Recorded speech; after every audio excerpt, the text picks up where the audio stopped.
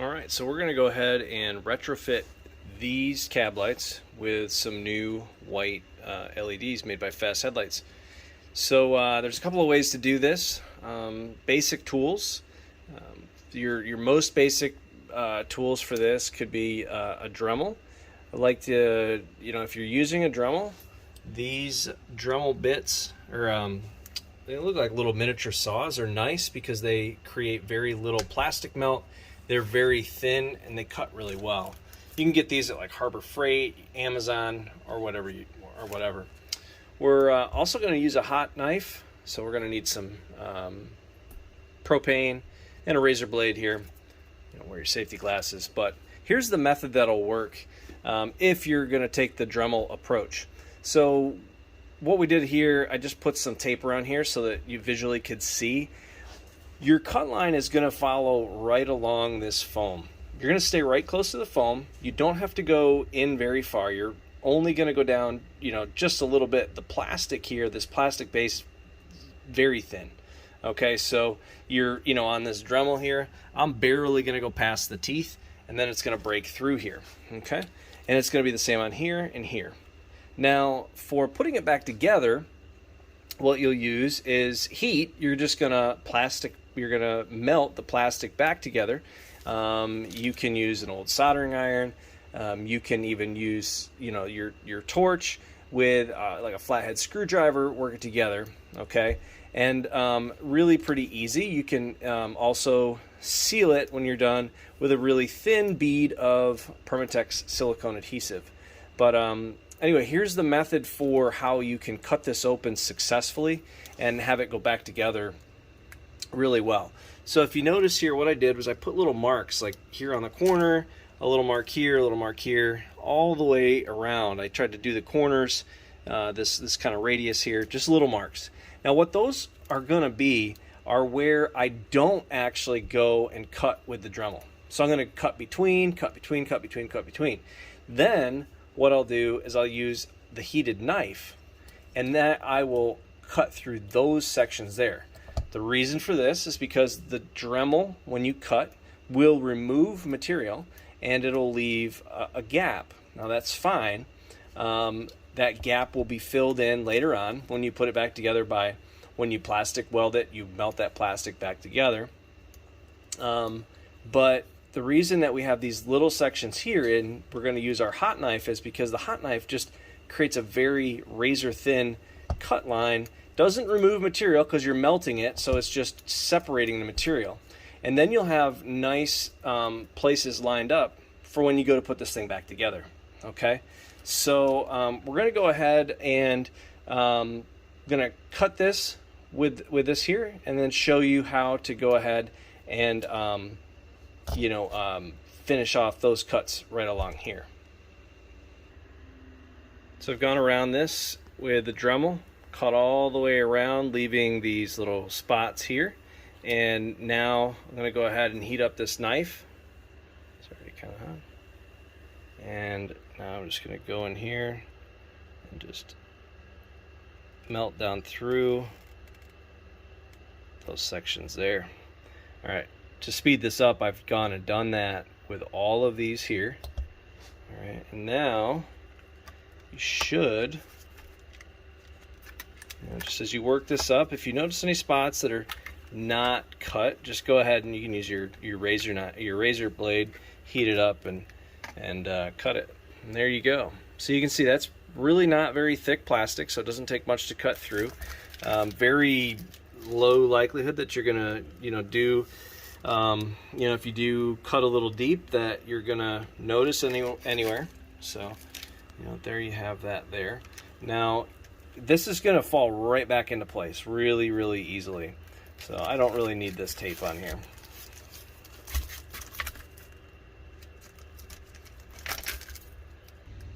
Okay, so you can see here we've got the sides and the main center bar cut open. We're now going to go ahead and just remove these factory amber LED boards. We just simply need to go ahead and right here, right at the back side of that board, we're going to cut it.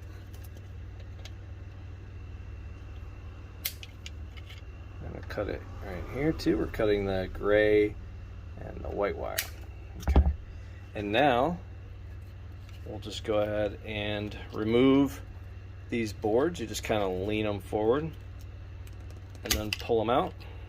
See you later.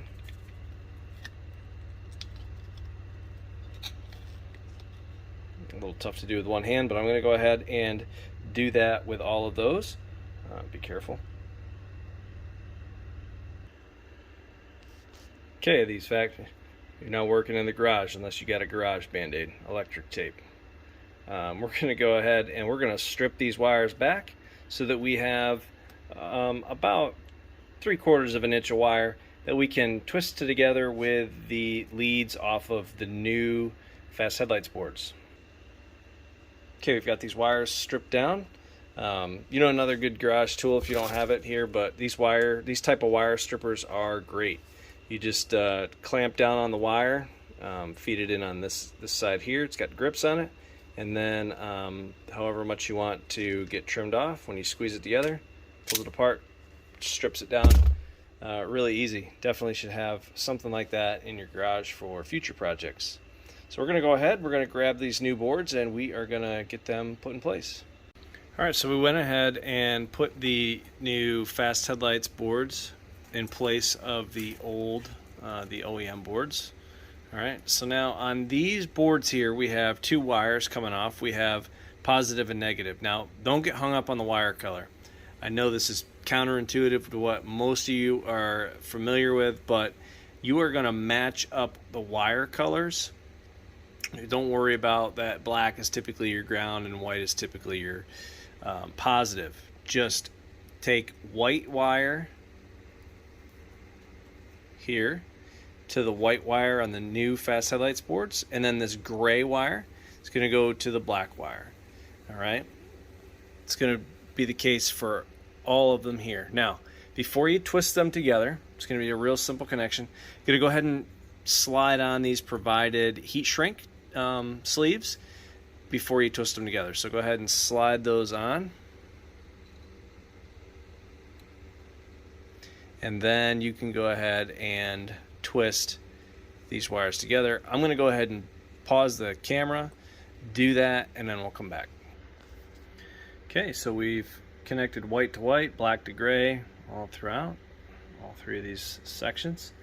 Got our heat shrink over top of it. Make sure your heat shrink completely covers your connection. You don't want anything shorting out by bare wires touching each other. Okay, so in order to get the heat shrink to seal, just you know, you can use the most basic way with heat shrink is just use a lighter. Just keep moving it around. The tubing will shrink. Once it's shrunk down, then you're all set.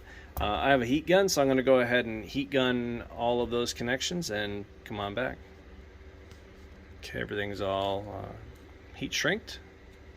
We have this wire sticking up, so now at this point what we're going to do is we're going to go ahead and pull that wire down pretty much right down to where our heat shrink is. Okay.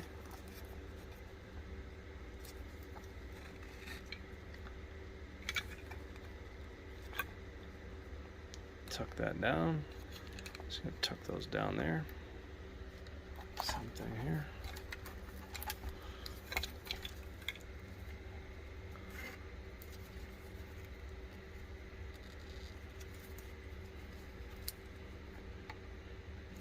Okay, and then tuck that down. Now on this here, go ahead and take your wiring and these black wires, just tuck them in underneath these little hooks that are in there. Just kind of keeps them from sticking up in the air, kind of just like that. Not that anybody's ever really going to see those things, but nonetheless it was there, and we're just trying to get this basically back to the way it was, just plus version, because now it's going to be white. Now at this point here, before you go and you put your caps back on, you should test this. Go plug these in, turn them on inside of the truck, make sure they work. If they don't work, check your connections, look it over, and go from there. But these are super reliable, easy to install, so you shouldn't have any issues here. But we're going to go ahead and test these right now on the bench. So I've got this hooked up to my 12-volt bench power supply. Go ahead and flip it on. There we go. Everything's lit up, off, and on. Do the same thing with these guys here. Everything tests good. Then I'm going to go ahead and I'm going to put that cap back on. You can even check it out with the cap on. Looks great. I'm not going to blow that cap off.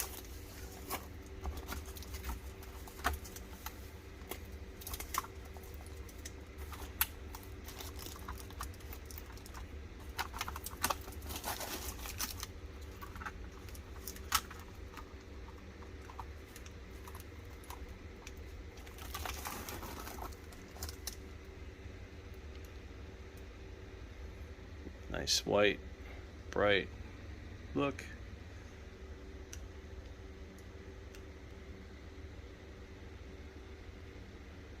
Okay, so I went ahead, I blew out the inside of this, so it's all nice and clean, no debris in there, and I went ahead and put it back together. Clean cut, so it snapped right back in place. Everything lines right up, no problem. Flush down in through here. So I have an old welder here. An old soldering iron here, and we're just going to go ahead and we're going to use this to plastic weld or melt back along in these seams.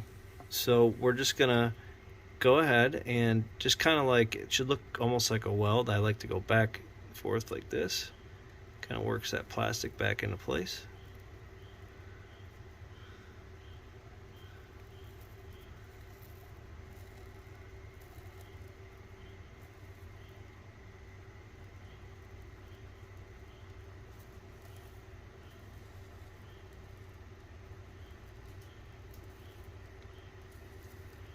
You're going to do this all the way around, working it back and forth, heating it up, pushing it down into the crack.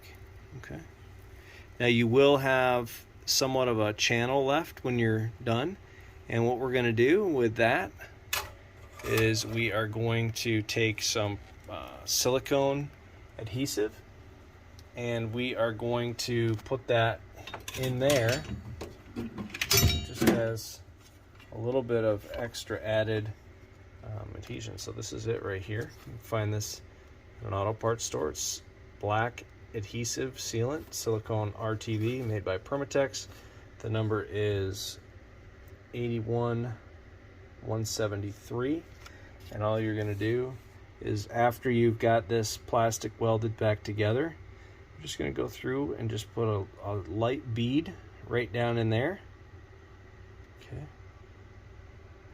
Then either spit on your finger or get some Windex. Windex works really well. Spray your fingers with Windex or soapy water and then just smooth it out. It can go out to the edge here, flush, no big deal. And then you're done. You're going to do the same thing on the smaller ones. And then these are ready to go back on the truck. Now you got white lights instead of amber.